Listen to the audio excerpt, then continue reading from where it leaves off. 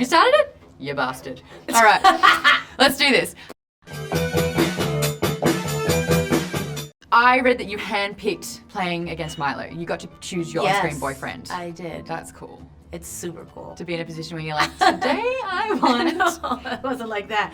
I just want, the minute I read the script, and I had been watching This Is Us, and I was kind of obsessed with it, and I was just like, you know what would be great in this part? Milo. The chemistry with you and Leah was fantastic as well. Yes, well, that's natural.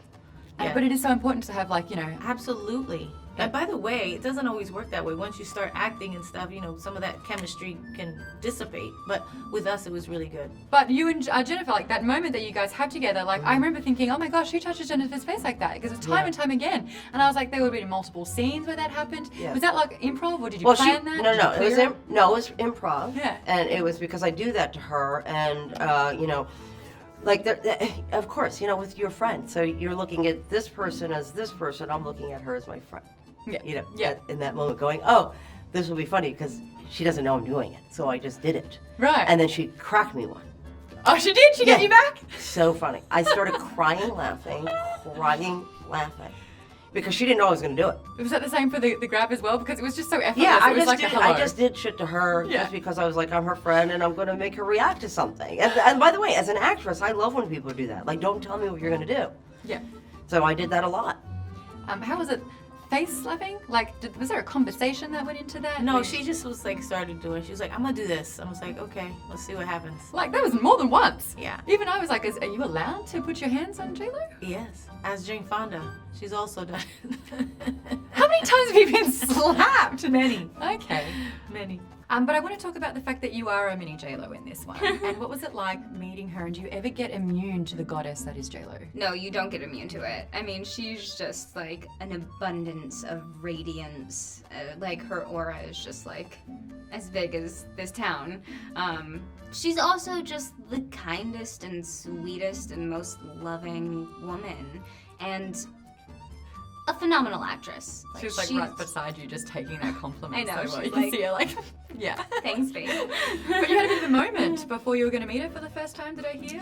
Yeah, I definitely did. I mean, I was kind of freaking out on the inside silently because I really wanted to do this project, and I thought that it was such a special script and such a great part, and I knew that it was going to be something special. Plus, I grew up on J-Lo rom-coms. I was like, to be in one with her would just be an absolute dream. My favorite thing about this job for you in particular is the fact that, were you even acting, or did you just go up and on set? And I mean, they probably shouldn't have paid me. Yeah.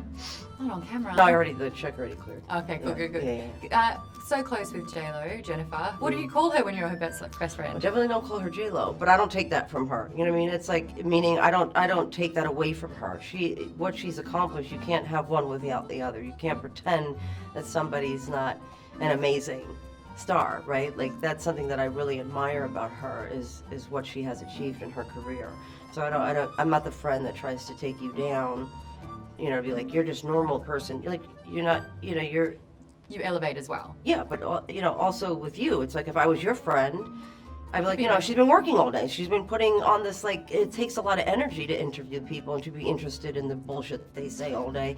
And so, you know, I say the same thing to you. Like, oh my God, like, I can't take away what she does on camera because that's what you've achieved in your life. And it does take energy and it does take care.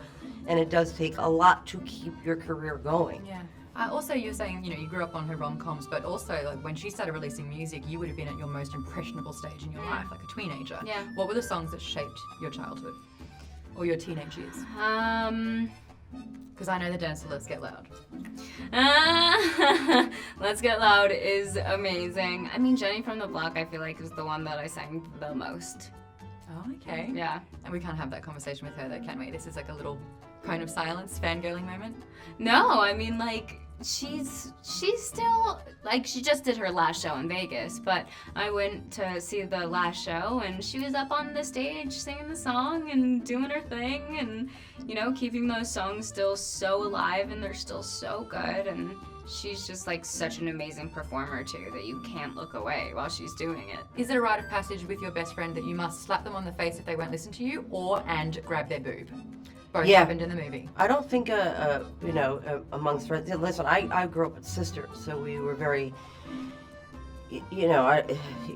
that's like my sister walks into my house. She's like, "Hey, tits," and for other people, they're like, but for a sister, it's like not. It's just very normal. So how many And I times- also slap people's ass a lot, and I forget, like, different boundaries for different people. correct. But I wanted to talk about like the notion of female relationships, because in this movie we've got best friendships, but we also have competition in the workplace. Yeah. Have you experienced that as well, the competition side of things? Yeah, of course. I mean, this is a super competitive business, so auditioning back early in my career, all that type of stuff. Yeah, I understand all of it, and I understand what it is to be, not have all the education that everybody else has and all that kind of stuff. So this movie hit home for me. I grew up much like Maya did, in the outer boroughs, not a fancy education, trying to find my way into the city and figure my route to success. And so I really loved playing this character. I imagine that if it was me, if I had wound up staying in the Bronx, and I always had a dream of working in the city, and I was smart and I was ambitious and I was talented, but I just didn't have the right resume, and so it was easy to kind of fall into her. I didn't go to uni either, by the way. And look at me now,